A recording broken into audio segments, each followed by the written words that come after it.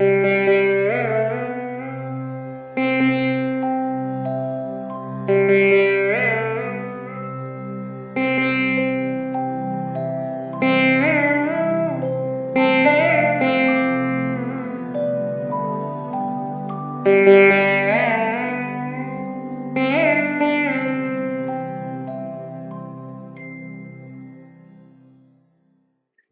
Namaha Hari Om.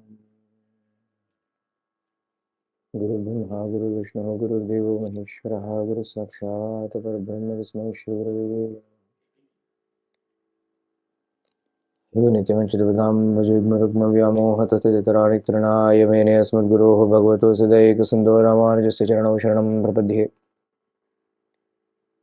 Yasya Smarnamatreena Dvaitavasana Pramachyate Bodhatmakaya Namastasmai Bhagavate Shri Ramana Maharishi Hridaya Akashe Sada Bhantam Shantamananda Rupinam Jnanabhadmaham Bande Sadgurum Shri Satyasayinam Mamantaryaminam. We've already arrived at the last session for this weekend.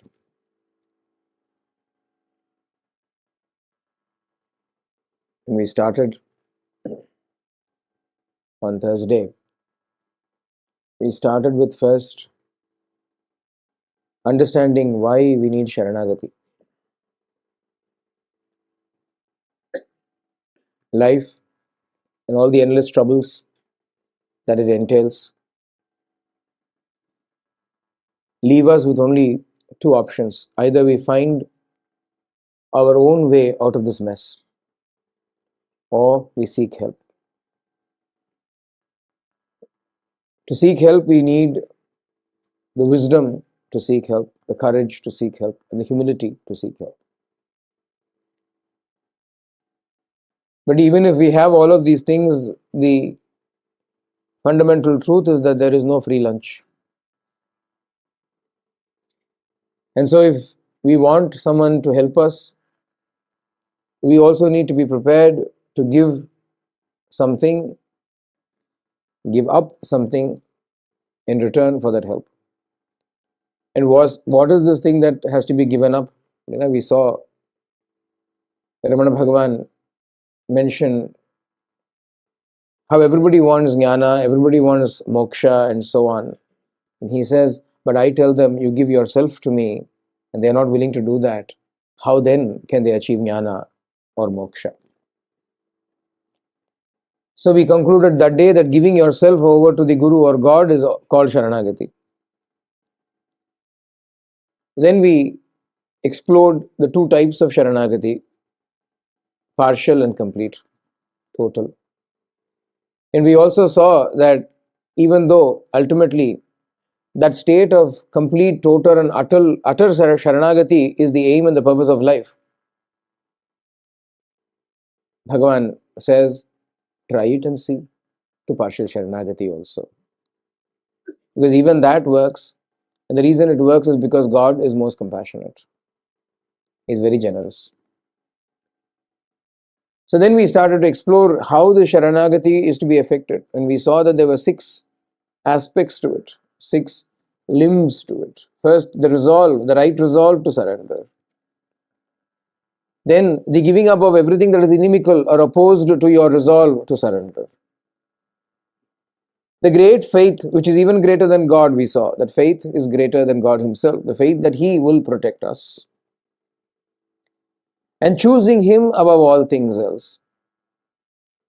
That God is what I am living for, He is the purpose of my life, everything else is but secondary, incidental, unnecessary. As Swami says in one of his discourses, the purpose of life is the realization of the truth.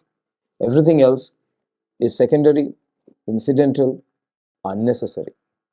This recognition is what is meant here by choosing the Lord to whom we are surrendering ourselves to. Then comes the handing over of ourselves to Him, Atmanikshepa. But that happens only when we realize that we are absolutely helpless. We cannot help ourselves in this particular issue.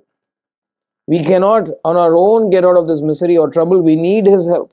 And therefore we hand ourselves over to Him in the full knowledge of our own helplessness.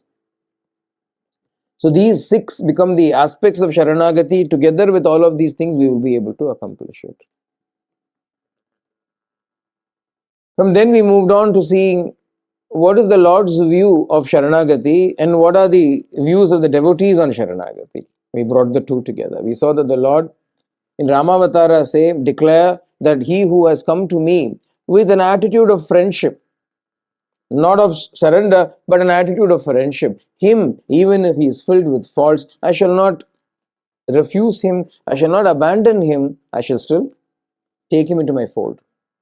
However, he who surrenders to me by saying, I belong to you, I am yours, him I shall free him from all troubles, all fears, from everywhere, from all quarters. I believe these were the 2 statements we saw from Rama. And then we saw another statement from Krishna in the Bhagavad Gita where he says, giving up all your personal attributes, your personal qualities, your personality, surrender to me. I will liberate you, says Krishna. But these are the promises from the Lord. He says, look, if you surrender, these are the rewards. That much is very clear. And then we saw case studies, as it were. We considered 2 cases. First was Bharata, who surrendered. Draupadi also, who surrendered. But that was kind of a partial surrender, because what happened there was they had love for the Lord, but they also had love for themselves. They wanted the best for the Lord. They also wanted something for themselves. In this, that completeness was hampered a little bit. It remained a little incomplete. And therefore, although they were still the recipients of grace, it was not that complete handing over of himself to them. On the other hand, when Vibhishana comes and surrenders to the Lord, we find him uttering a beautiful statement where he says, Bhavadgatam hi me rajyam jivitam cha sukhani cha परित्यक्ता मया लंका मित्राणि च धनानि च भवद्गतं हि मे राज्यं जीवितं च सुखानि च. I have given up everything. I have abandoned everything. I have forsaken everything that defines me as an individual. I have now come and am standing in front of you, handing over everything to you. My happiness is in your hands. My life is in your hands. You do with me as you please. You dispose of me as you please. And we saw how he was disposed of. Yeah. What happened to Vibhishana? He was crowned then and there. He was crowned the king. He got back every single thing that he gave up for the sake of the Lord. Anything and everything that he abandoned for the sake of the Lord came back to him multifold.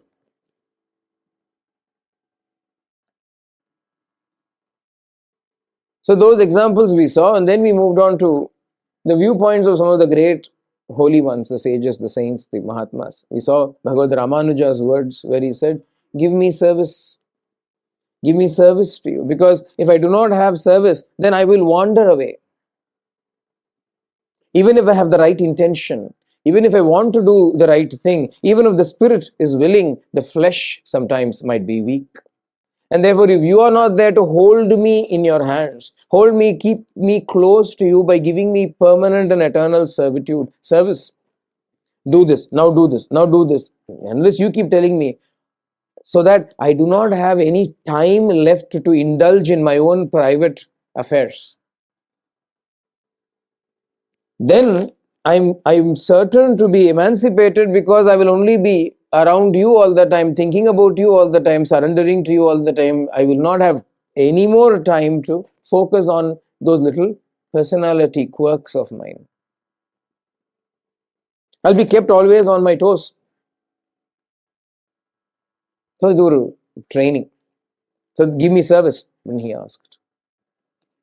Then we saw Andal, who said, give me service, let me be close to you, give me service, but also make sure that no thought arises that wants me to go away from you. Because give me service is fine, but after some time what happens? He's got the opportunity, he's close, he's getting the opportunity to serve. After some time he says, oh, I need a life of my own. I need to go and get a life. If they say they need to go get a life, they usually mean they want to go get a wife.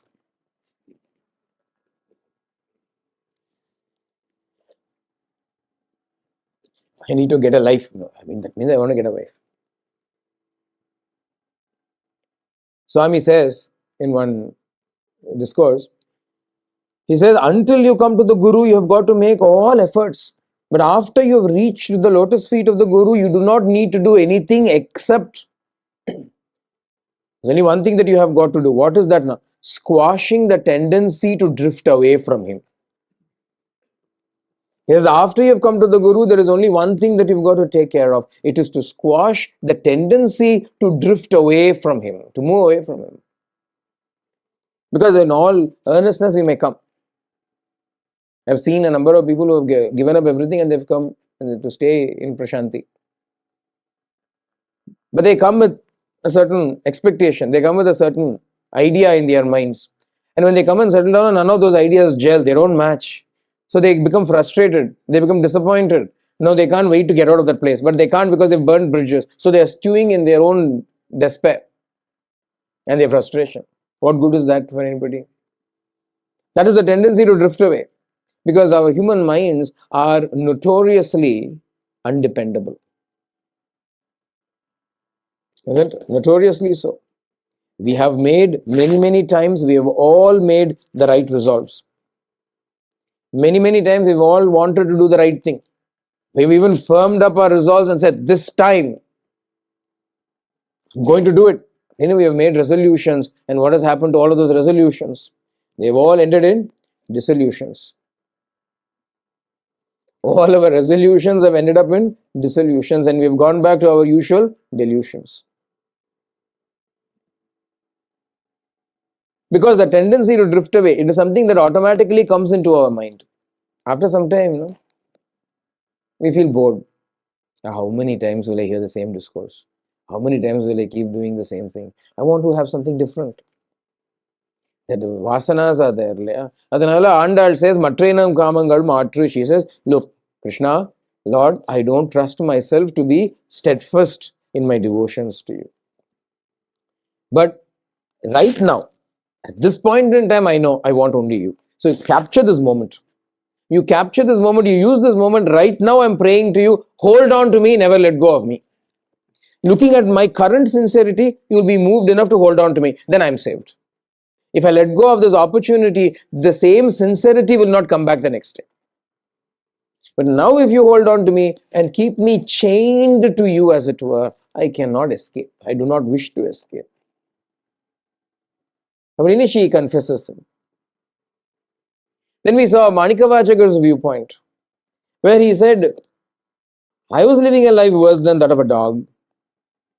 Neither gratitude I knew, nor even the good sense to seek you out. But in spite of all of that, I do not know what you saw in me.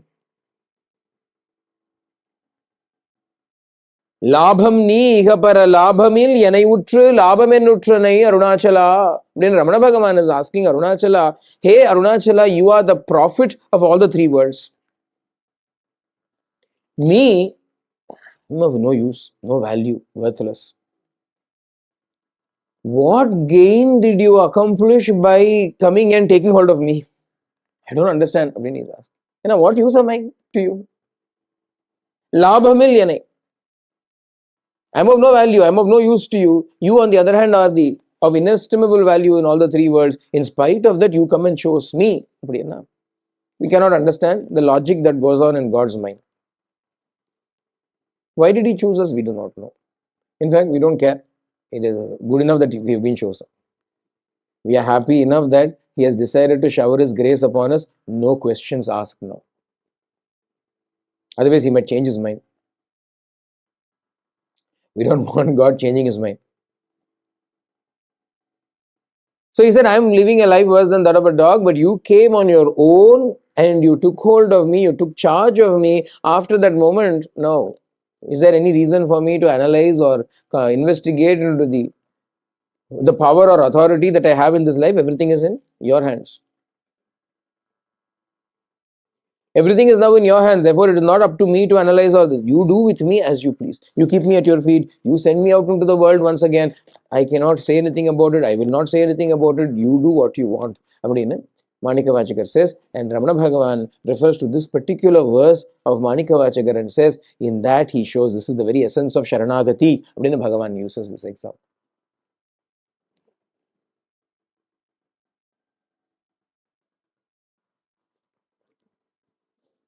And that brings us to Bhagavan himself. அண்ணாமலையாய் அடியேனை ஆண்ட அன்றே ஆவியுடல் கொண்டா எனக்கோர் குறையுண்டோ குறையும் குணமும் நீ அல்லால் எண்ணேனவற்றை என் உயிரே எண்ணமெதுவோ அது செய்வாய் கண்ணே உந்தன் கழலனியில் காதல் பெருக்கே தருவாயே. Hey Arunachala. Ramana Bhagavan says, Hey Arunachala, the day you came into my life, that very day you completely took over me. Body and soul now belongs to you. There is nothing that I am going to think about. None of these merits and demerits are my business or concern anymore. There is only you that I will think about all the time. You do with me as you please. As for me, now you do with it. You do what you want. Because the concern that people have is, if I don't think about myself, then who will? Bhagavan says, God will. Ramana Bhagavan says, the Lord will think about us if we do not think about us. Now somebody has to think about us, Ilya. The other day I was narrating this funny story. In the Mahabharata war, the war started and went on for 9 days. They thought that the war will finish quickly and they can all go home. But on the other hand, the war has been extending and going on for 9 days now. Duryodhana was very upset. He thought, I've got stalwarts like Drona and Bhishma on my side. War should get over like this, but not happening. On the other hand, Karna was, we spoke about the Dushta Chatushtayam the other day. Yeah? Karna was fuming and fretting because he said he could not enter the war until Bhishma was commandeering the war. Bhishma had become the commander-in-chief and Bhishma refused to have anything to do with the likes of Karna. He said, if that fellow is there, I'm not going to come. So Karna, being the junior, had to backtrack. So he was fretting and fuming. Neither this old man is giving us the victory, nor is he allowing me to fight the war. This is no good. And he was fanning the fumes, as it were. So Duryodhana burst out. And he yelled at Bhishma. Bhishma was the senior, Bhishma was the elderly, Bhishma was the grandfather, he was the commander-in-chief, he was the ancestor of that entire race. In spite of all of that, this little Turk, young Turk, Duryodhana starts to yell at Bhishma saying, you are being partial, you are not fighting a fair war, you are eating my food but waging a war on their behalf. Because you are going easy on them. Then he started to yell. Bhishma became angry because Bhishma is a man of integrity. A cheater, if he's accused of cheating, he might pretend to get angry, but he knows that the accusation is valid. But a man of uprightness and moral integrity, if he's ever accused of misdemeanor, then he'll have righteous indignation. So like that, Bhishma rose up in indignation and he said, tomorrow in the war, either I will fall or Arjuna will fall. That's my pledge. Bhishma announced. Bhishma is known for pledges. So with that, Duryodhana was composed. Next day, the war is supposed to start. That night, the news reached the army, or both army camps. Bhishma's great pledge went to everybody. So the entire Pandava camp was in an uproar. Tomorrow, Bhishma is going to wage his most terrible fight in his entire life. Either he is going to die or Arjuna is going to die. Clash of the Titans. Quite unpredictable. There's no way to guarantee or predict which way this will go. So everybody is tense, everybody is worried. Krishna is in his camp, in his little tent. And Krishna is pacing back and forwards, thinking, this Bhishma, who asked him to make such a pratigna? What is going to happen tomorrow to Arjuna? Krishna is walking up and down. So he thought, if everybody, everywhere, hushed whispers, everybody is discussing, nobody is sleeping that night. Krishna looked around and saw everybody in a state of anxiety and worry. He thought, poor Arjuna. If everybody is so worried, how worried Arjuna must be? Because tomorrow might very well be his last day. I better go and console the fellow. And Krishna decided to go to Arjuna's tent.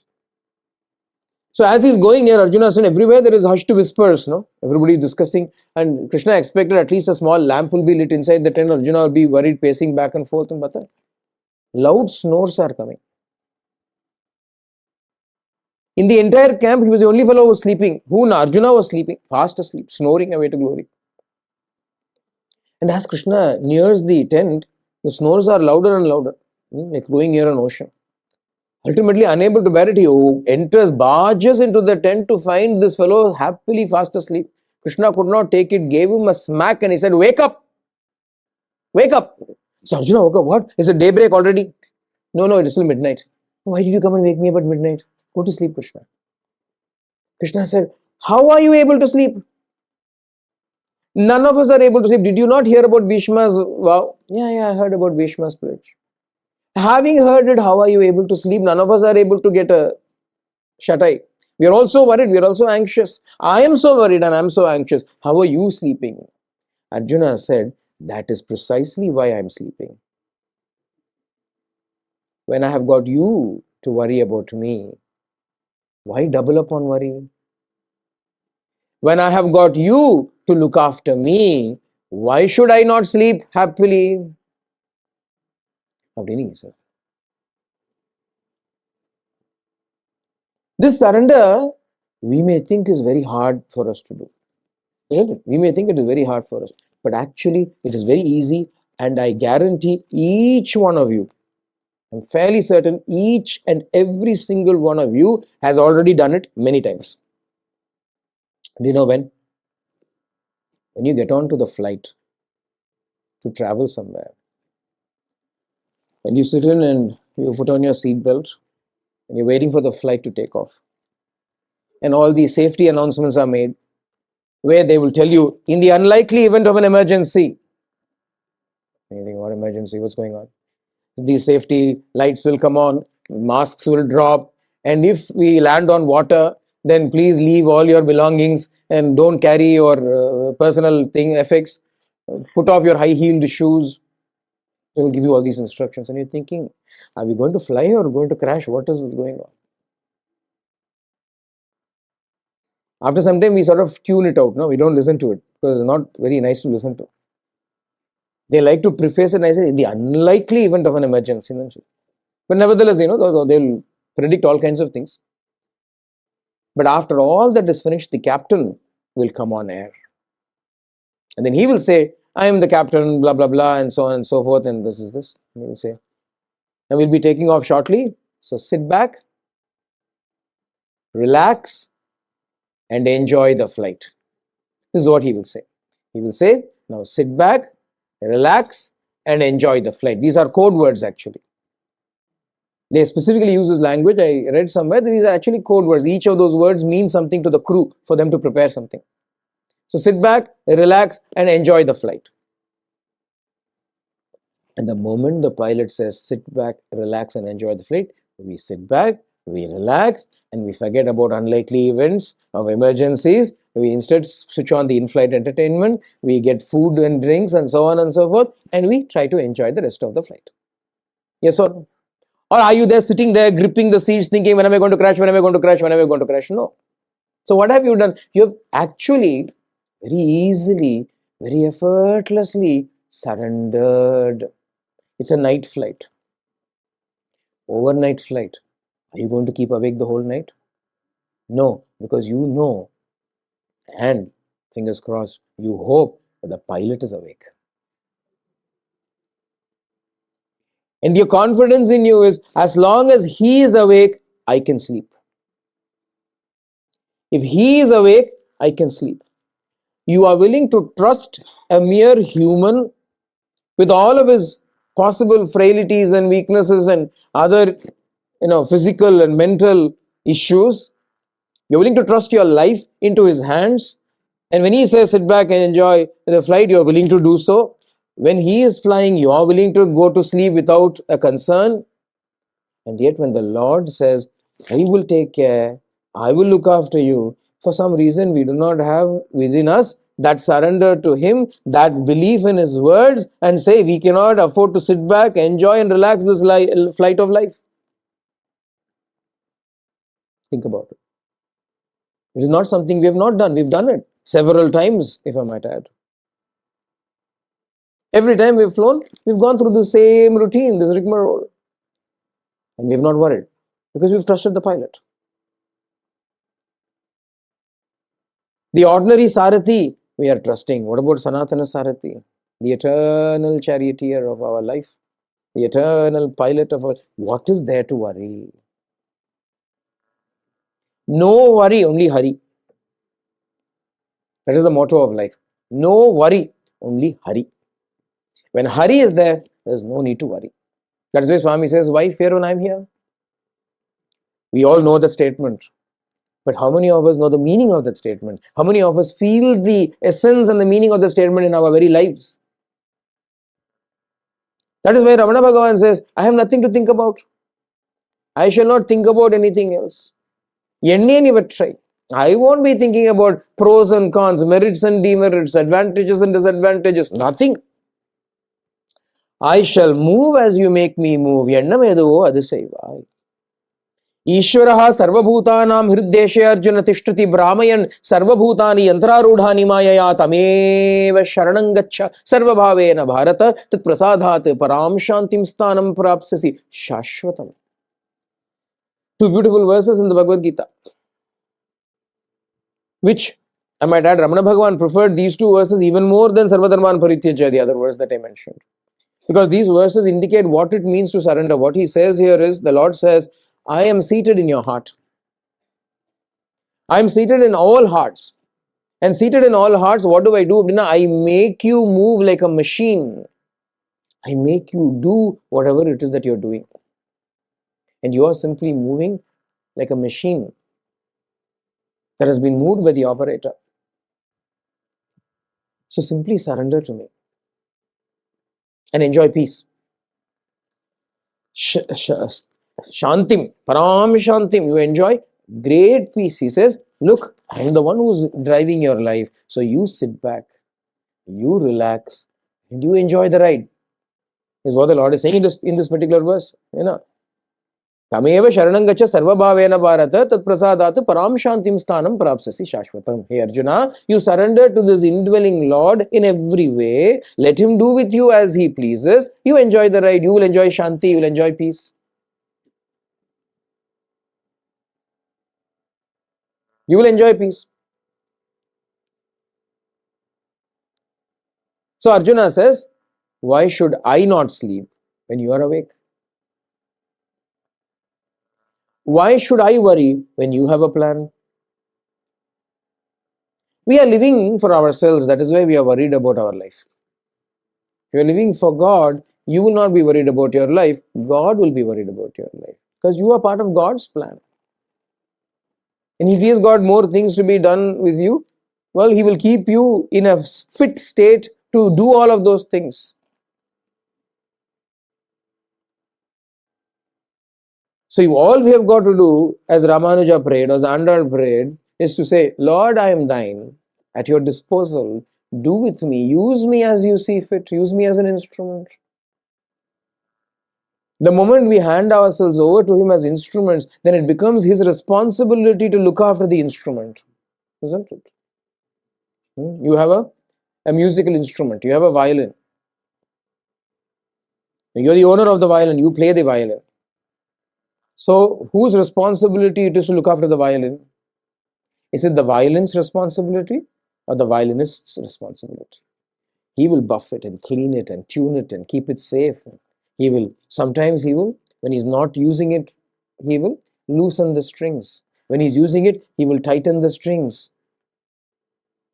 Isn't it? That's how an instrument is looked after.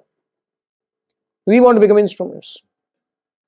When you become an instrument, who should look after you? The instrumentalist, not yourself. You don't have to be worried about yourself. The moment you become an instrument in His hands, that moment you can stop worrying about yourself, because now it is His lookout. He has to keep it safe.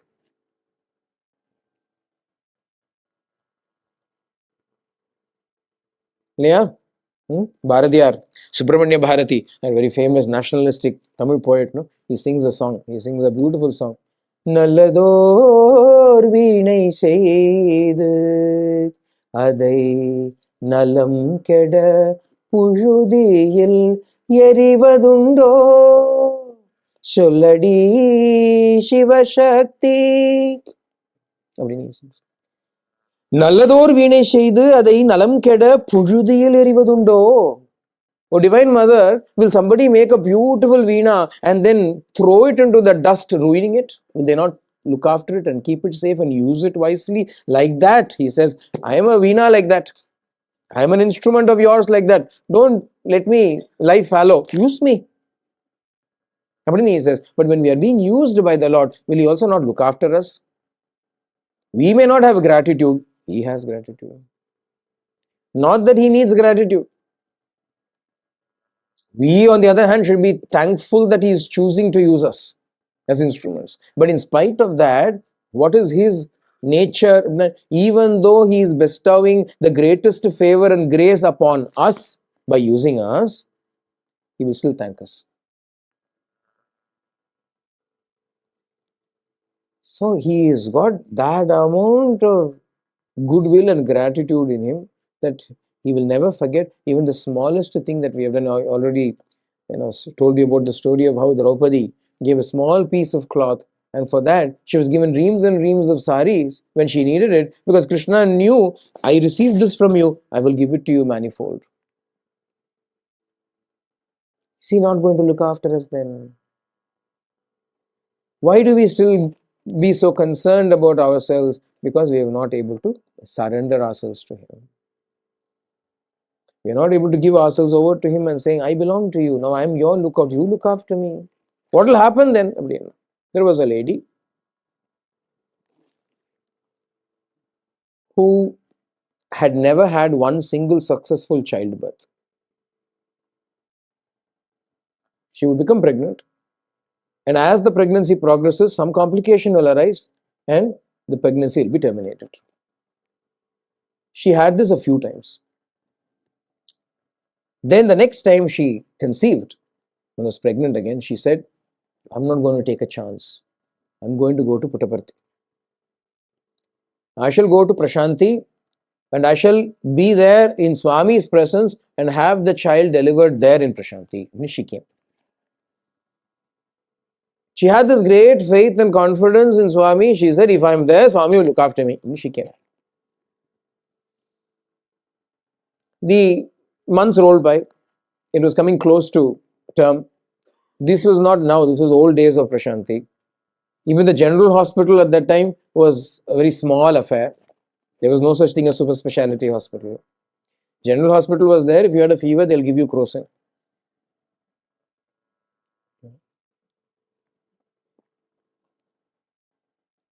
And even the local people had to go somewhere for complicated things or pregnancies and so on. Normal deliveries was fine, they could have it at home. But otherwise, for everything else, they would have to go to a bigger town. So this lady, when her time was approaching, she went to the hospital and she said, oh, I want to have my baby here. So the lady doctor there, she spoke to her and tried to find out about her, and to her shock, she learnt about the history of this woman. He said, oh my God, we cannot attend to you here. We have no facilities whatsoever to deal with such complicated issues or cases here. Please go to Bangalore, go to Chennai, go to Anantapur, go to any of the bigger towns or cities. Please do not deliver your baby here in Prashanti. We cannot be responsible. She said, no way. I have gone to several places before. None of that has worked. Only my Swami can save me. I will not leave this Prashanti. She was very firm, adamant. Nobody could change her mind. No matter how much they tried, they could not change her mind. She said, even if it must not be successful, let it be only in Prashanti. But I will not leave Parthi and I will not go anywhere else. That was her firm resolve. Now the time came for her to be admitted. Pain started. Labor pain started. She was admitted to the hospital. And the chief doctor, she ran to Swami. She ran to Swami and she said, Swami, this woman. Swami did not even look at her. Swami walked away. What to do? She ran back to the hospital. Ran back and did whatever needs to be done. They cleared out the men's ward. There was only one ward actually. They cleared all the men out of that ward and made it into a makeshift pregnancy delivery maternity ward. Hung some clothes, some saris to make it a maternity ward. They were not prepared for it. And as the time progresses, more and more complications. This woman does not know what to do. Once again, the doctor, she runs back to Swami. This was afternoon time. Around afternoon in those days, this old Prashanti, Swami was a little bit more accessible. Accessible in the sense only when he chose to be. Because here's this doctor, she runs there and she says, Swami, this woman. And Swami said, I'm going for my afternoon coffee. I'll come later. This doctor is thinking this is a life and death emergency. And he's going saying, I'm going to go to have my coffee. So Swami went away, leaving her coughing.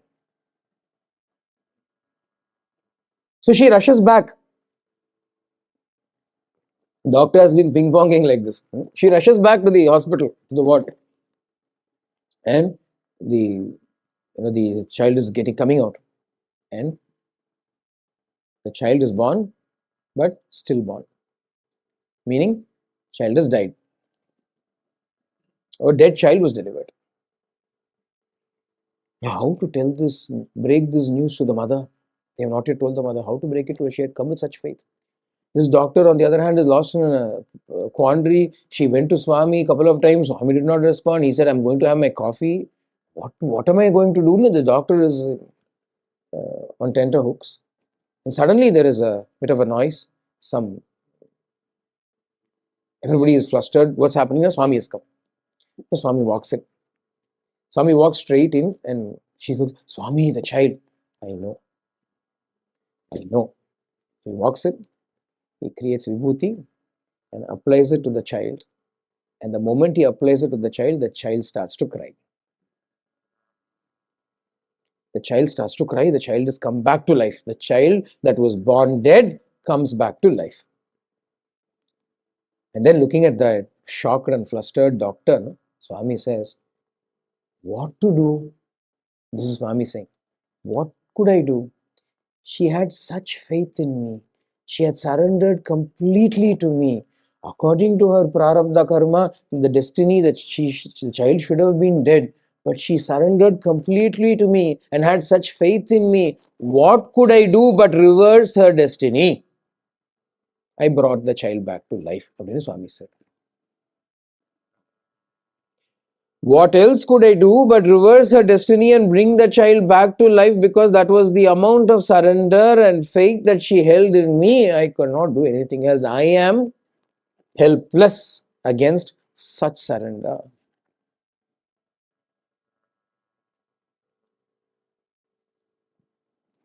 At least this was a case of waving his hand, producing vibhuti and applying it on the forehead of this child. Another occasion in the 60s, 64, or if I remember correctly, all of a sudden Swami did not come out for darshan. In those days, it was an unthought of affair. The Swami did not come for darshan. So people who went inside found him on the floor of his room, paralyzed, curled up in a fetal position with one side, the left hand, the left arm and the left leg not functioning. He had suffered a stroke. This side of the face was all paralyzed. There was drool coming out from the corner of his mouth. People rushed in and lifted Swami and brought him to the bed. And for days, Swami suffered in this. His little frame will be racked in pain. This is leading up to Guru Purnima time. All the devotees were totally lost. And so much love that they had for Swami, and Swami going through this kind of suffering. Nobody can do anything. He's the one that you go to when there is trouble. How can you treat him? What can you do to resolve his pain or take away his situation when he is the one you go to when you have a problem? Swami was in a wheelchair, and Swami insisted that he'll come out for darshan on Guru Purnima day. So he was brought out. They kept a mic. Swami called for a mic. They kept a mic. In a very hoarse voice that he could hardly speak, Swami said, Vinipistunda, can you hear me? And when Swami's very pitiable voice was heard by the crowds that had gathered there, everybody broke into sobs. And looking at them crying, Swami looked at all of the devotees gathered there sobbing away. from their hearts.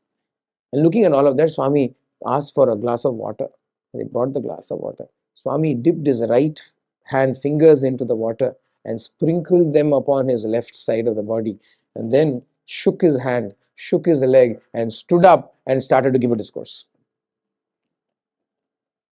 And in the discourse, he explained a wonderful story of the Avatara.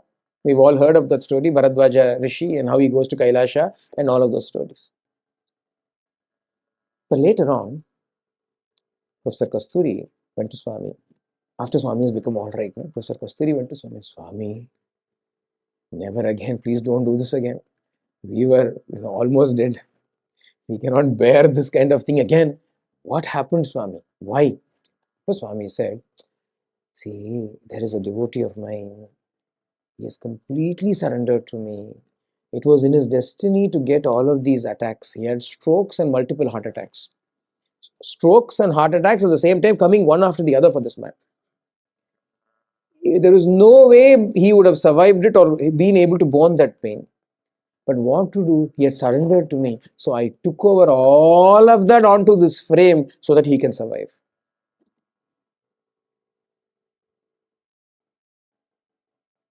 Kasturi was stunned into silence. Then he asked a question. He said, Swami, for saving one person, do you know how much agony you gave to all of us? To save one person, you know how much sorrow, agony, anguish you gave to all of us, Swami. How can that one compare to so many? Swami said, hey, these kind of mathematics do not apply in spirituality.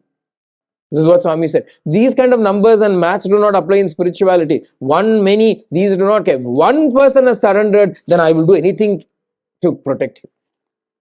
Even if it is only one person, I shall do anything and everything to protect him. The Swami has demonstrated by these stories, what happens when we surrender to him. He is there ready to protect us, willing to extend his helping hand to us, his hand of protection, his hand of Saka. God has always done that to anybody and everybody who surrendered. I spoke about Vibhishana. Vibhishana was sometime long in the past. The more he surrendered, and everything that he gave up came back to him multifold. Here we are listening to stories that are recent. That those who have surrendered, against all odds, they have been protected. That is how Swami has been consistently rewarding or treating the surrender. But then,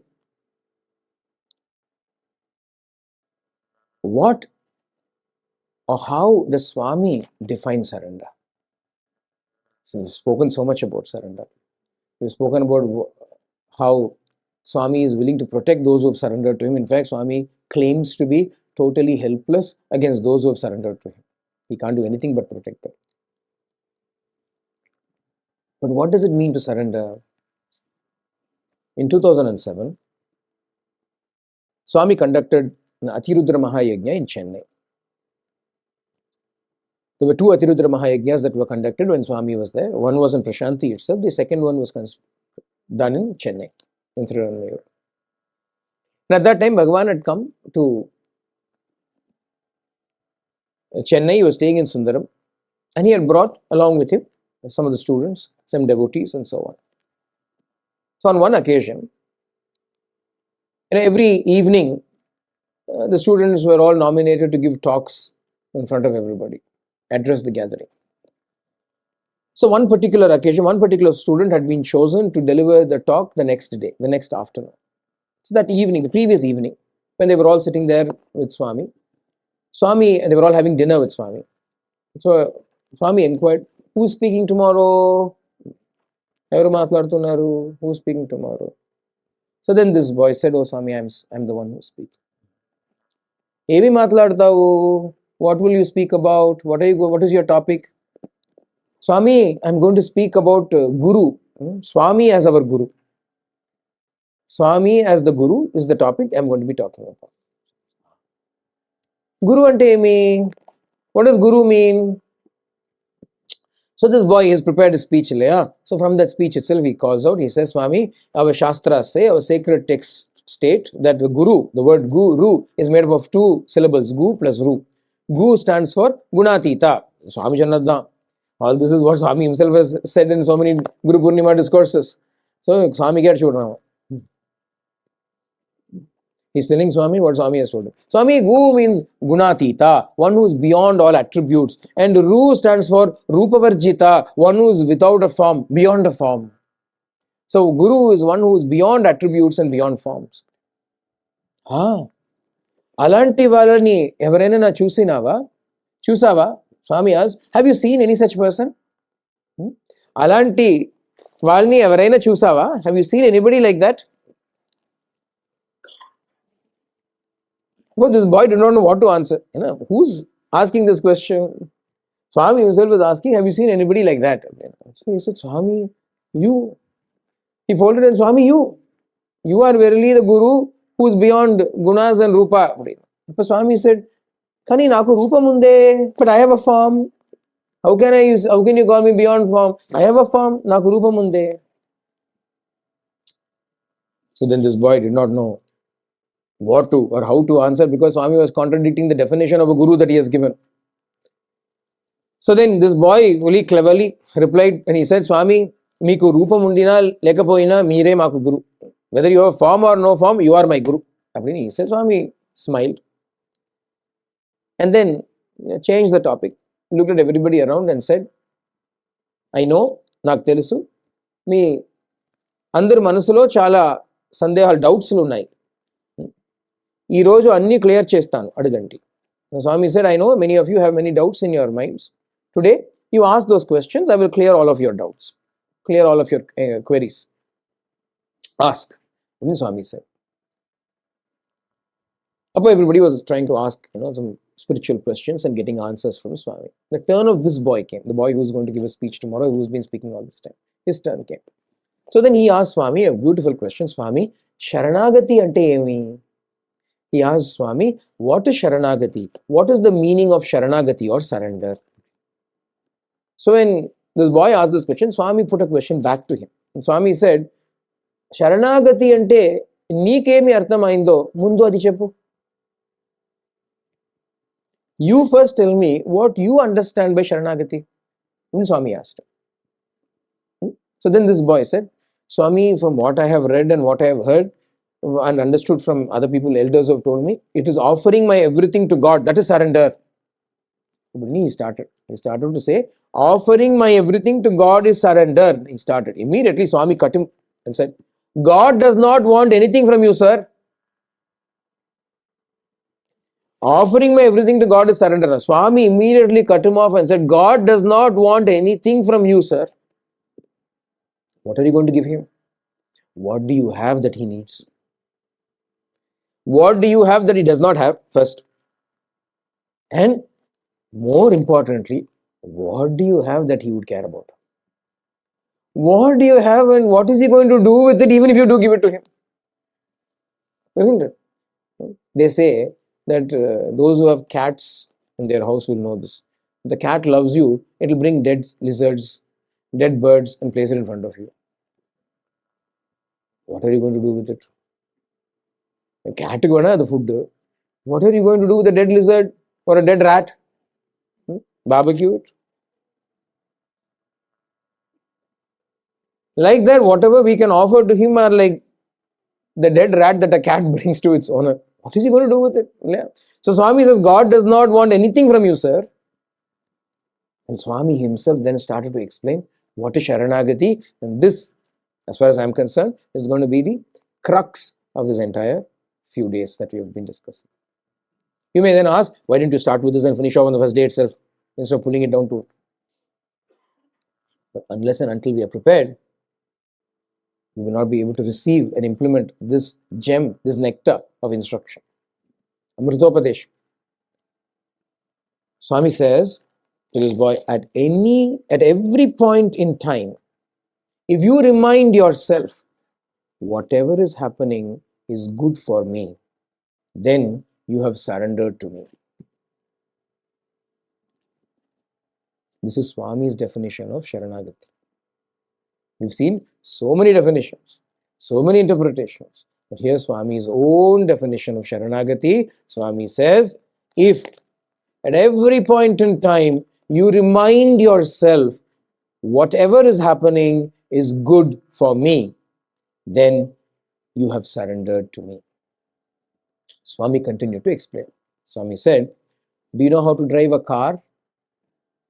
Now in India, we have manual transmission cars, not automatic transmission cars. Not many people might know about the manual stick transmission. You have got A, B, and C. The accelerator, the brake, and something called clutch. Have you heard of that? Here you only have accelerator and brake, only A, B. In India, we have a C. Manual cars have a C, a clutch. And you press the clutch, you depress the clutch, and then you change the gears. That's how you manually drive the car. So Swami asked this boy here, do you know how to drive a car? He said, yes, Swami. How many gears are there in the car? Swami, 4, Swami. Swami said, first gear, second gear, third gear, fourth gear, also reverse gear. Fifth gear, reverse gear. Yes, Swami. Now tell me, is there a problem when the car runs in first gear? No, Swami. You can drive the car in first gear. What about second? Yes, Swami. Third? Yes. Fourth? Yes. Reverse? Yes. You can drive in everything. There are no problems. Then where is the problem? Swami asked. Then where is the problem? The boy said, where is the problem? Who said there's a problem? Nobody said there's a problem. You are saying where is the problem? Anyway, you can't say all that to Swami. So he simply, kept quiet. Then Swami answered his own question. Swami said, the problem comes when there is a change of gears. The problem comes when there is a change of gears. So what do you do when you change gears in a car? Swami, we use the clutch. Those of you who have driven manual cars will know what will happen if you do not fully engage the clutch and you drive the car. The car will be like a bucking bronco. It will go, jump like that. It will stall. It will have the most horrible grinding noise when the gears are moving without depressing the clutch. The clutch is what enables the gear to transition. Without that clutch, the transition will be very, very rocky. So the clutch is very important when you do a manual drive. So when Swami says, then how do you change your gears? The boy said, Swami, we use the clutch. And Swami said, correct. When you use the clutch, the change of gears is smooth. Similarly, in life, there are 2 gears. There are only 2 gears in life. Front and back. Happiness, sorrow. Happiness, sorrow. These are the gears that we have in life. Happiness and sorrow. Just as in a car, our lives too continue whether we are in happiness or in sorrow. But the problem arises only when there is a change, a transition from joy to sorrow or sorrow to joy. So what should we use at this time? The clutch. What is the clutch for life? Swami says, the clutch for life is the thought, Idina manchiko same. This is for my good. This is happening for my good. This is the clutch for changing the gears of life smoothly. Immortal words of Bhagavan.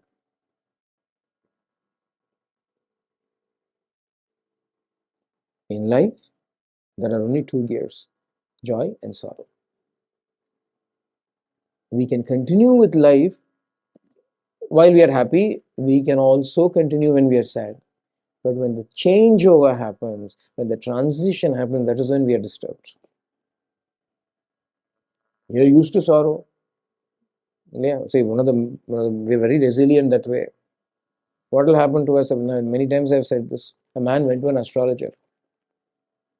A man was going through a bit of a rough patch in his life, so he went to an astrologer with his horoscope. He went with his horoscope. The astrologer looked at it and found it to be a horoscope. So the astrologer said, he did some counts. Saturn is in this house, looking over that house. Saturn is in the 6th house, looking over at the 8th house. Therefore, the 8th house person is upset with Saturn looking. He says, invasion of privacy. Meanwhile, sun has moved to the 4th house and he's looking angrily at the 12th house. Yeah, 12 houses are there and they have problems. Whoever is moving into whichever house, they have problems. Yeah.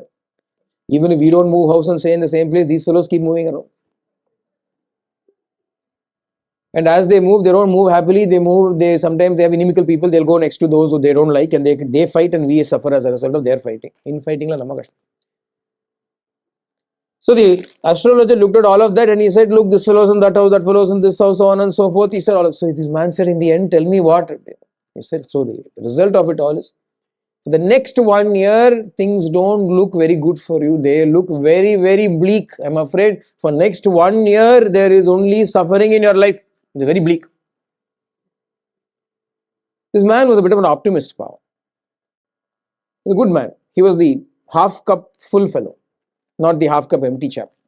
Because when he said, for 1 year your life is very bleak, he forgot about the life is bleak business. He only harped on for 1 year.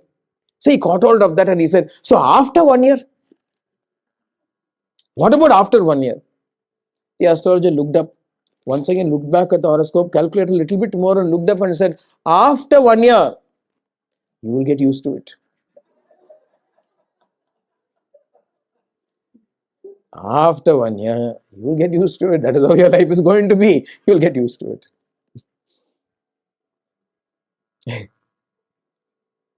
We get used to things. But then, even though we get used to things, things don't stay the same. They change. They change once again. You know, the other day I said one of the signs of aging is the corners of the mouth turning downwards. When the corners of the mouth droop, is one sign of aging. So what should you do to prevent it? Keep smiling. Actually, if you want to remain young, what should you do? Keep smiling. If you don't smile, you'll go like this. So keep smiling. Find something to smile. If you keep smiling, you'll remain young. But there's another sign of aging, of growing old.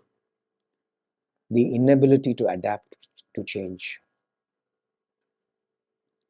As we grow old, people tend to become very fixated and fixed in the habits, in routines, in locations. Every change becomes a big source of disturbance to them. And the older you get, the worse it becomes. Because the brain starts to become very plastic. It's quite elastic, but as you grow older, it becomes very fixed. And it cannot adapt to change very easily. So if you want to remain young, keep your brain very, very adaptable to change. Bring change on. Keep changing things. Life itself is changing. Adapt to those changes. Stop resisting change.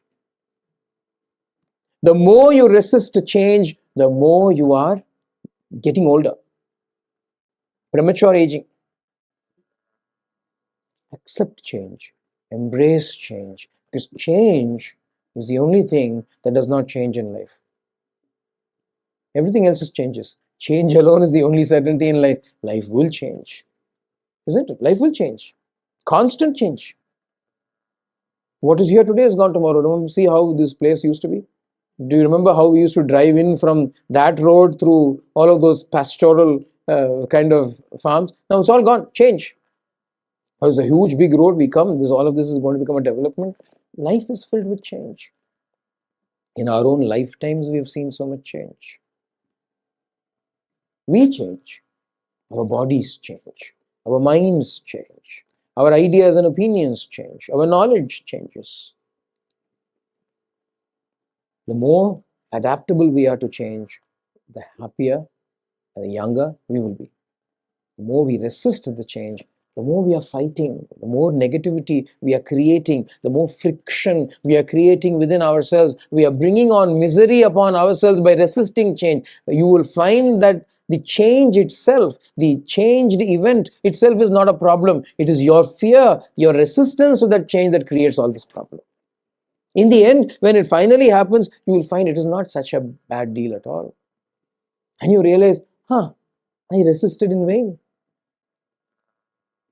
Because also, we know one more thing which is very true. No matter how much you resist, it will happen anyway. Isn't it? It is like a bulldozer, like a road roller. It will flatten you and keep going. You may stand there resisting it. It reminds me of that one man who was standing in front of the tank, you know. He is a sign of bravery, very courageous and all that. But if the tank doesn't stop, if that bulldozer doesn't stop, what happens to you? You are pancake. You are roadkill. The bulldozer of life is a juggernaut. Juggernaut and Chalwal, it comes from the Indian word Jagannath. In Puri, there's a big Rath Yatra that is done, Jagannath Rath Yatra. It's a huge big Ratha, a chariot. The wheels are massive. And if you happen to fall in front of the wheel, it cannot be stopped once it starts to move. People have been crushed by those wheels before. It's an unstoppable force. That is what then became Jagannath, became Juggernaut. If you've seen that word with a J capital, Juggernaut. But it's not Juggernaut, it's Jagannath. Puri Jagannath. Unstoppable force called life. It is not going to wait because you're resisting with a flimsy excuse in your hand. Like an ant trying to stop a chariot. What is going to happen to the creature? For all our resistance, the only thing we gain is lack of peace. Friction. War is what we gain for resistance. Acceptance, on the other hand, gives us strength, gives us courage. Many years ago, I remember, Darshan was over in Parthi, and I was walking back to the hostel from the mandir. It was the evening time. It was July or August, and that is when the rains start. And before the rains, there's this beautiful dark rain clouds and a stiff breeze. And on this particular occasion, I was walking through the Hillview Stadium. I usually would go on a bit of a quiet contemplative walk after darshan and bhajan. And as I was walking, I saw an interesting sight. A crow was trying to fly in the sky against the stiff breeze that was blowing. And my attention was grabbed by that crow. It was desperately trying to fly. Its wings and feathers were becoming all haggard because the wind was so strong that the crow wasn't able to make any kind of a headway against the wind. And there was a sudden gust, and in that gust, this crow was actually turned around. It was actually turned around, and when it turned around, the next instant, this crow was already far away. I saw this. As long as this crow was resisting that wind, it was getting all disturbed, it was getting all bedraggled. But the moment it turned in the direction of the wind and stopped resisting, effortlessly it flew a long, great distance. It wasn't able to make an inch of a progress when it was fighting the wind. On the other hand, when it turned around, it flew without effort. I saw that and I realized that is what we are trying to do with life. God's will is going in one way. What are we trying to do? We are resisting it. Are we more powerful than God's will? Obviously not. It is going to happen. It is going to happen inevitably. So what do we gain for all our efforts? All our feathers are going to be ruffled. That is. Ruffled feathers are the only outcome of our fight against the will of God. On the other hand, when we accept the will of God, what does the will of God want to do with us? What does God want to do with us? What kind of a person is God? Is he cruel? Is he unkind? Is he ignorant? Is he impotent with no strength, no capacity to do anything? He is the most compassionate one. Every religion, no matter what, admits and agrees that God is the most compassionate. Every religion admits and agrees that God is omnipotent, all powerful. Every religion agrees and admits that God knows everything. So we have in him three unique characteristics abiding at the same time. Knows everything, can do anything, and is all compassionate. Three beautiful qualities. Why am I talking about these three qualities? Because let us say we are suffering. And when we are suffering, question one, does God know I'm suffering? Does God know I'm suffering? Yes, He knows I'm suffering. He knows I'm suffering, then does He not have any compassion? Yes, He does have compassion. He knows that I'm suffering and He has compassion for me, then is He incapable of changing my suffering? Is he powerless? No, He has power. He's all powerful. Yes? Three things. He's got all these three things at the same time. We cannot say, God cannot say, you know I love you and you know I can do anything, but I never knew you were suffering. I did not know you were suffering. And that's not something God can ever say. He already knows. I know you're suffering and I know I'm capable of changing your suffering. Why should I? Who are you to me? Why should I bother? I don't have any compassion for you is also not valid with God. I know you're suffering. My heart bleeds with you, but I can't do anything. I am powerless. That argument is also not valid. So he knows everything that we are going through.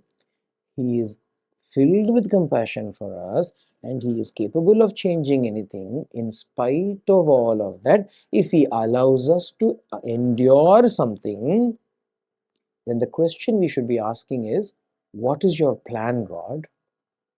Not why. Why? Why am I suffering? No, that is not the question. The question, on the other hand, is you must have a plan because you know my current state. You have love for me and you can change it in a trice. But in spite of all of that, if you're willing to let me go through this, then certainly this is happening for my good. We'll come back to what Swami said.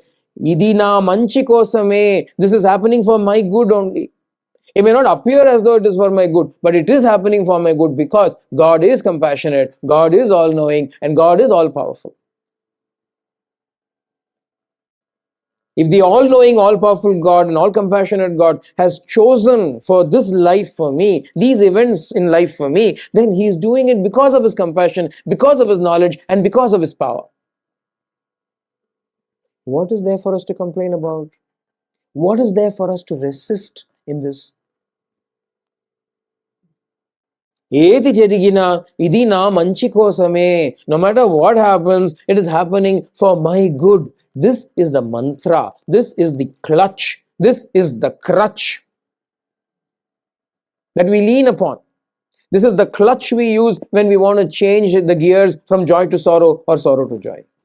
This is the crutch we lean upon when we need that support. This is the rod and the staff that shall stay with us even when we walk through the valley of shadow and death.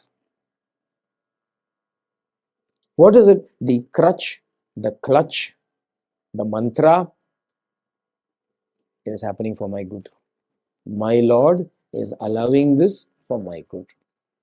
My Lord is allowing this in my life for my good because He doesn't want anything other than good for me. He cannot want anything other than good for me. Everybody says I have problems. Who does not have problems? Tell me. Are you unique in having problems? Are you exclusive in having problems? Sorry, you don't have such exclusivity. You may think, no, I alone have problems, I'm very unique. This is your illusion. You've been living in an illusion thinking you alone are suffering. Come to ask somebody like me. I hear from everybody about their sufferings. And when you come with your suffering, I say, yeah, stand in line. Join the queue. Because there are so many people before you who have already come and told me they are suffering. And some of those sufferings are heart-rending. Who is not suffering? I tell you what, God Himself, if He takes upon a human form, has to suffer. Rama had to go to the forest. At least go to the forest, okay. His wife had to be kidnapped when he was in the forest. He had to go to wage a war. He almost lost his brother in that. After all that, finally he came back. God. Krishna had to suffer. For 7 days he had to hold a mountain. We all think, what a great Leela. He lifted up the mountain for 7 days. Did anybody think about how his arm would have ached for 7 days lifting up a mountain? You try putting your hand up for 7 days, for 7 minutes. For 7 days the fellow held. We say Giridhari, Giridhari, Giridhari. Wow. Poor fellow.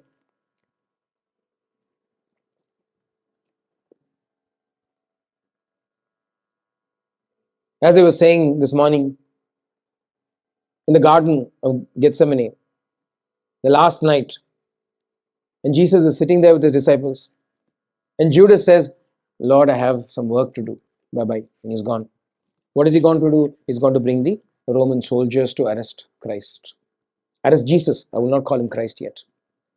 To arrest Jesus. And he asks his disciples to pray.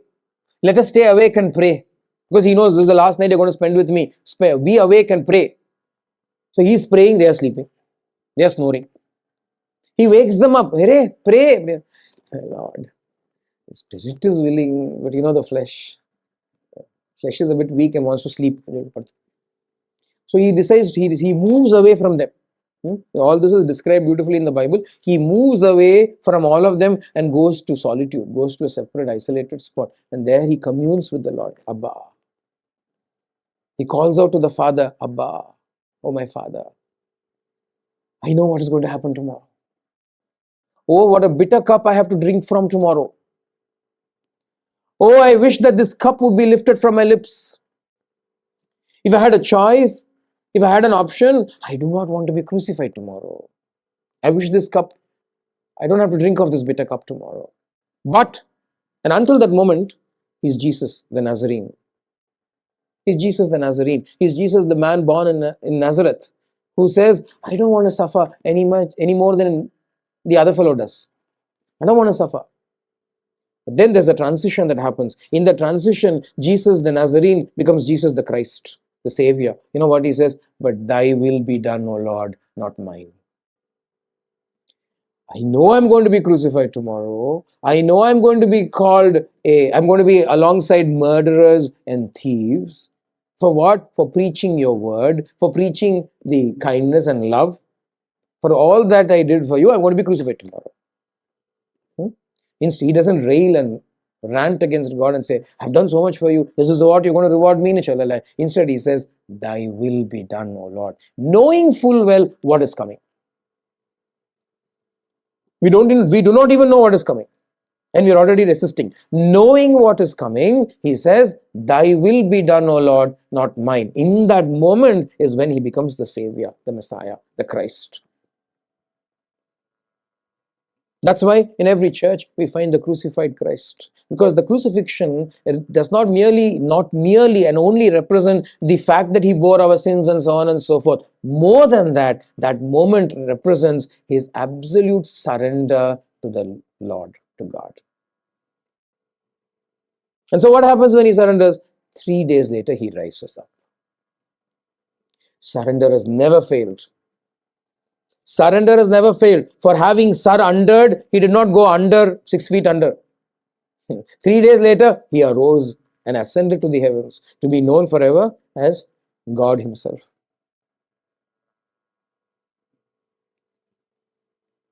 Whatever happens, happens. Na manchiko same, for my good. This is happening for my good. Swami says, use this as a mantra. Use this as a clutch. Use this in that moment when transition is happening, when your joys are turning into sorrow. This is happening for my good. This is happening for my good. I do not know how it is my good. I do not know why it is happening or in what way it is for my good. But I don't need to know. Then again, I do not need to know it. God knows it. Luckily for me, God knows. Isn't it if one person knows? Isn't it? When hundreds of us climb onto the plane, do all of us need to know how to fly? It is enough if the pilot knows how to fly. When we get into the car, it's enough if the driver knows how to drive. Not everybody needs to know how to drive. So, in our life also, it is enough if God knows the plan. He's not obliged to share it with us. He's under no obligation whatsoever to share his plans with us. Oh, you've just been born, but come, let's sit down. These are the plans I have for your life. When you're 2 years old, when you're 3 years old, when you're 7 years old, there's no need for God to share his plans with us. The plans unfold. What he's expecting of us is to walk along with a smile upon our face that will keep us young, not resist, which will keep us younger, surrender and be at peace. And so Swami says here, just as in a car, in our lives too, whether we are continuing in happiness or in sorrow, the problem arises only when there is a change, a transition. For life too, there is a clutch. The clutch for life is the thought that this is happening for my good. When something is happening for your good, what will you do? If you know it is for your good, what will you do? What will you do? Will you not embrace it? Will you not be happy? Or will you be sad? Tell me. An ignorant person will be sad. A man went to a doctor. He's been having tummy pains for a long time. No matter what he tried, the pains would not go, so he went to the doctor. The doctor looked at him and did an ultrasound and whatever things he had to do, battery of tests. And he said, there's a bit of a problem in your stomach. There's something growing there. But if I do a surgery and get it out, you should be all right. So this man did not know what a surgery was. He said, what's a surgery? What are you going to do? Oh, I'm just going to cut open your stomach and take something out. Are you a doctor or are you a butcher? My stomach is all right. Why are you cutting my stomach? Why do you want to cut open my stomach? If he says that, what kind of an idiot is he? On the other hand, if he says, oh, when can we schedule the surgery then? Doctor says, oh, I'm busy. I have to look at my dates, possibly in 3 months. 3 months? I cannot wait. Can we do it any sooner? Isn't it? What is going to happen? His stomach is going to be cut open. Normally, would any of you like your stomach cut open? Chuma for fun, I'll just cut it and stitch it back. I'm not going to leave it open, I'll make an incision, I'll stitch it back. What nonsense. Why do you want to cut open my good stomach and stitch it back? No, thank you, get out. On the other hand, here when the doctor says, I will cut open your stomach and stitch it back, he says, can you do it sooner? When does he say, can you do it sooner? Think about it. When he knows this is for my good, even though it is painful, even though it goes against the common grain, he says, oh, well, can you bring the surgery in advance and let me go through it sooner? Because I know it is going to be for my good. Yes or no? Tell me.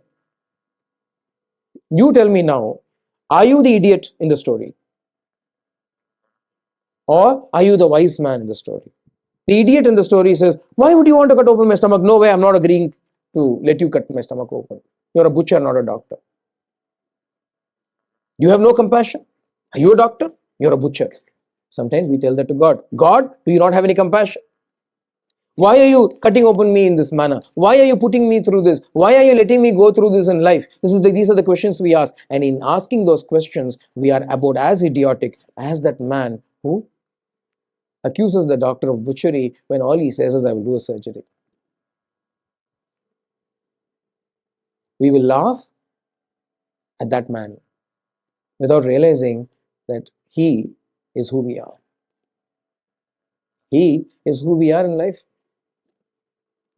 When God is working upon us, we protest, we resist, we rail and rant. And all he is doing is for our good. So what changes? The moment we know it is for our good, then what will we do? Oh, can you do it sooner, God? Why would you have to wait that long? Let's get it done with sooner. Because it is for my good. Bring it on. I do not know it is for my good, or I do not believe it is for my good. There are only these two things, isn't it? Either I'm ignorant, I do not know that it is for my good, or I sort of have a vague inkling it is for my good, but I'm not fully convinced. Meaning, I don't have that much trust and faith in God. So here I'm making a bold as brass accusation. Take it as you will. If knowing that God does everything for your good, you complain, then I'm afraid you have no faith in His compassion. I'm afraid you have no faith in Him at all. You're not even a believer in God. You're not even a theist, you're an atheist. Because you do not believe in. Think about this. The Swami says, what is surrender? At every point in time, if you remind yourself, whatever happens, whatever is happening is for my own good, then you have surrendered to me. That I deem as surrender. When is it complete? If at every moment you remind yourself of this, then it is complete surrender. If you remind yourself of it only once in a while, it's a partial surrender. So what happens when you partially surrender? Those times when you surrender partially, you are at peace. You're going through something and you say, oh Swami, it is for my good. Oh God, it is for my own good. I know that. The moment you say that, your heart is at rest. You are at peace. You're not resisting. You're not fighting. You're not agonizing anymore. You are actually sitting back, enjoying and relaxing and enjoying the ride. Those are the times when you have partial surrender. What is now our goal? What is now our aim? To make this partial surrender become extended into a complete and total surrender. Increase the number of times I tell God, I know that you're doing this for my good. Therefore, thank you, God, for everything. I have no complaints whatsoever. Thank you, God, for everything. I have no complaints whatsoever. Because when you say that, when you do that, and when you say that, you don't take my words for it. Don't merely take my words for it. You observe yourself. You observe your state of mind, and you record that for yourself. And see what changes in you when you say this. Instead of saying, why God? Why? Why are you doing this to me? How much should I suffer? And so on. Instead of all of that negative statements, you simply say, thank you, God. Thank you, God, for everything. I have no complaints whatsoever. This anecdote doesn't finish here. So Swami told this boy, this is the meaning of surrender. The next day, the proceedings for the yajnam turned out to be a disaster because there was a big problem with the mic systems at the venue. Nothing was heard properly. People are speaking, but nobody is hearing anything properly. This boy gave his speech, but nobody could hear anything. And Swami was apparently upset at the way things had been done, that people could not hear anything properly. And though this boy delivered his speech flawlessly, it didn't seem correct. It all seemed all choppy and not correct at all. It seemed as though it was an ill-prepared speech. Nobody was able to appreciate or enjoy the speech. And so when he came to Swami after finishing the speech, Swami's face showed that he was not happy with the talk. The boy couldn't tell whether the Swami was not happy with the talk or with the sound system. Swami's face looked upset. And the confirmation came when they came back to Sundaram. In Chennai, when they came back to the place where they were staying. Swami looked at this boy who gave the speech and said, Em baga matladledu. You didn't speak well at all. Swami looked at this boy and said, you didn't speak well at all. The boy's heart sank. Now, the only purpose of coming all the way, doing anything, even speaking, is not to win the appreciation of the thousands that are listening, but to win one smile from Swami. If Swami should smile, then all is done. If Swami is happy in the divine presence, when this purpose of speaking was to make Swami happy, and if he's happy, all has been accomplished. The main person says, Em baga matladledu. You did not speak nicely at all.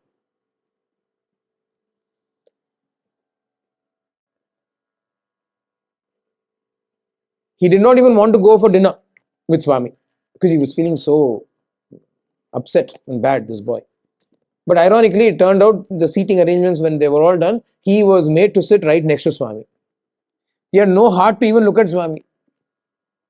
But he was sitting right next to Swami. And as soon as the Swami saw him come and sit there, Swami gave a frown. Swami's face went into a frown. And then a senior devotee was sitting nearby and he said, "Ee abbai ela matladadu? How did this boy speak?" And Swami asked that other devotee, gentleman. That man did not know what has happened. That gentleman did not know anything as what has happened previously. So he said, "Oh, Swami, he spoke so well. Your children are all excellent. They speak so well." And he started heaping praises. And every word of praise was like a stab into this boy's heart, because Swami has already said he's not happy. And in front of Swami, this fellow goes on saying, "Oh, what a wonderful speech. He spoke so eloquently. He spoke, so the content was so good, context was so good." He was sitting there with his head down, bowed down, not able to lift up his head and look at Swami. Swami heard everything that this man said, did not bother to look at this boy, and said, "Nothing, he did not speak well at all. Emi baga matladaledu." So when Swami said that, that fellow kept quiet. Why should we get into trouble praising that boy when Swami is not happy? He also kept quiet. That is when Swami turned towards this boy and said, "Sharanagati gurinchi oka mukka kuda matladlede." You didn't say even one word about surrender. How did Swami accuse the boy? Because the conversation that had taken place the previous evening was all about Sharanagati. Yeah? Swami had asked the boy, asked questions. He said, "Swami, what is Sharanagati?" Swami gave a beautiful explanation of Sharanagati, which we have held as the centerpiece of this entire session. We have spoken so many words about it, but this boy did not speak even one word about it. And Swami was understandably upset and said, "You did not say one word about Sharanagati." This boy could not say anything to Swami, but inwardly he was screaming in his heart, "How is this fair? You asked me what my topic was, and I clearly said my topic is about the Guru, about Swami as the Guru. So I had already prepared that. I was delivering a speech that I already told you what it was about. And now you're saying, why did you not speak about Sharanagati? My topic was not Sharanagati. How do I know I have to speak about Sharanagati?" He was immediately upset. His mind revolted. He was screaming the unfairness of it all. He's saying, "How could Swami say this?" Not only did he not appreciate me, but on the other hand, he's accusing me unfairly when I clearly told him that my topic was Guru. Now he's saying, "Why did you not speak about Sharanagati?" He was upset. And the moment he was upset, we didn't show it, he didn't say anything. But Swami looked at him and said, "Yemra ni Sharanagati? Yemra ni Sharanagati? Where is your surrender? What is your surrender?" And when Swami said that, those words hit like a thunderbolt in the brain. He had understood the words, he had grasped the theory, but the very next day he had failed in practicing it. What is Sharanagati? The shift from joy to sorrow happened, but the clutch was not applied. The shift happened from joy to sorrow. The joy of having delivered a speech and then coming to see Swami, hoping to see a smile on Swami's face, instead turns out into sorrow when Swami says, "Not good."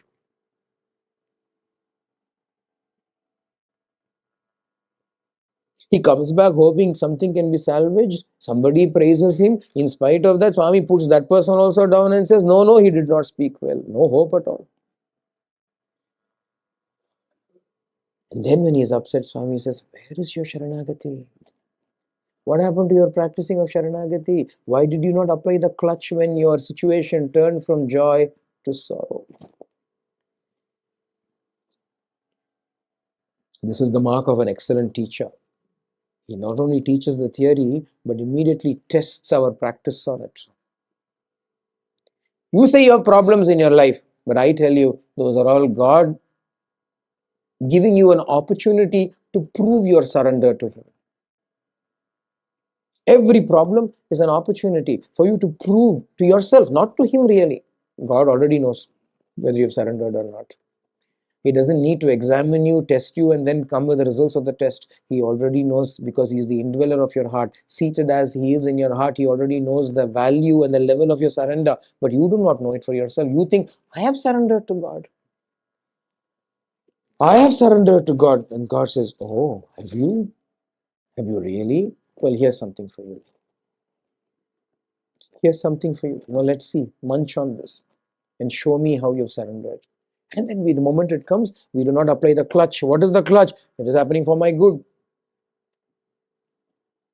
Ruthlessly, relentlessly, with everything in your life, if you can say, Swami, thank you, it is for my good. Thank you for looking out for me. Thank you for caring about me so much that you are willing to invest your time in sending me this problem.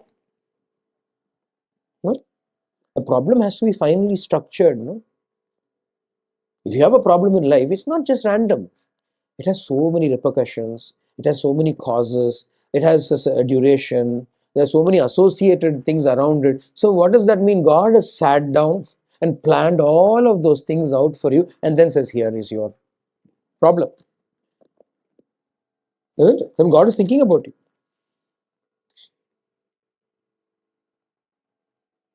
And it is an opportunity for ourselves to test ourselves against how much have I surrendered to Swami. This is good for me. This is good for me. This is good for me. So the boy understood. And even that understanding is not something of his own. It is also given by the master. The teaching was given by the master. The test was given by the master. And the understanding at the end was also given by the Lord.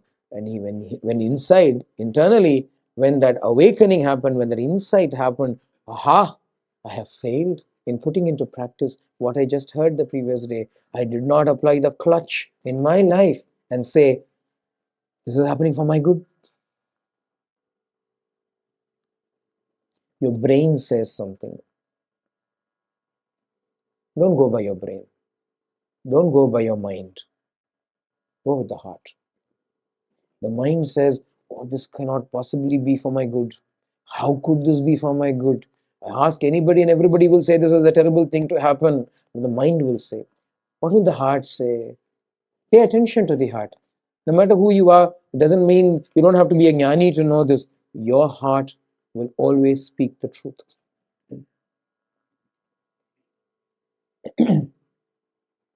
Not the doubting mind, but the trusting heart. And the heart will say, he knows. He knows. And he always means well. So I do not have to complain. He knows. He knows. He knows. So this is good for me. And even as this boy understood it, the frown that was there on Swami's face finally vanished. And a smile lit up that face. There was so much love in the gaze and moving this boy to tears.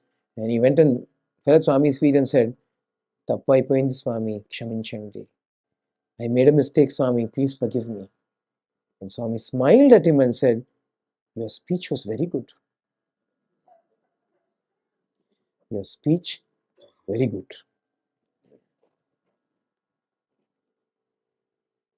He was not upset about the speech. He was not upset about the sound system failing.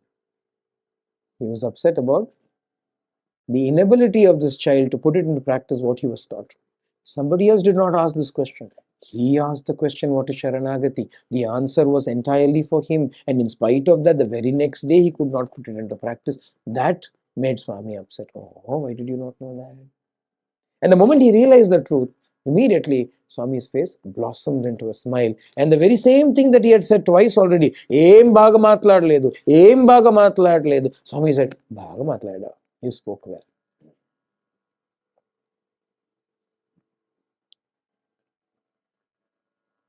We've heard a lot.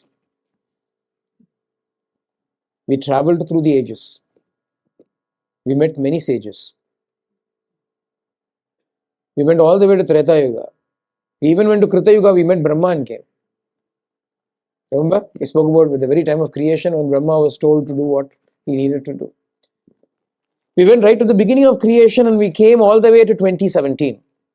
When we learnt and he summarized all the essence of knowledge that has been generated since the time of creation into one small phrase. Idi na manchi kosame. This is for my good. Swami once went to the school hostel, the primary school boys hostel, no, not secondary school boys hostel, senior school boys hostel in Prashanthi. And he gave a discourse to the boys. So school students now from year 8 to year 12. They were the secondary students, 8, 9, 10, 11, 12. These years, Students were there, and we were sitting. Swami is giving a discourse. And in that discourse, Swami made a very beautiful statement. Swami said, even if you learn just one thing from my life, learn this thing. Even if you have not learned anything from any of my discourses, if you learn this one thing from my life, మీరు బాగుపడతారు, you'll become good, you'll achieve success. Swami said this. And then Swami went on to say, whenever anything happened to Swami in Swami's life, Swami always said, this is happening for my good. Idi na manchidi kosame, idi na manchidi kosame, idi na manchidi kosame. Whenever anything happened to me in my life, I will tell myself, this is happening for my good. These are Swami's words. And he said, even if you don't learn anything else, if you learn this one lesson from my life, you will be happy. You will achieve success. So this is the open secret of Sharanagati. We spoke about the theory of Sharanagati. We spoke about the philosophy of Sharanagati. We spoke about the complexities of Sharanagati. We spoke about the types of Sharanagati. We spoke about different people who surrendered to him. But here, in all its simple glory, is surrender for us. Apply the clutch in your life. The thought, whatever happens, is happening for my own good. And therefore, knowing that it is for your good, don't merely say it and behave contrarily. It's all happening for my good.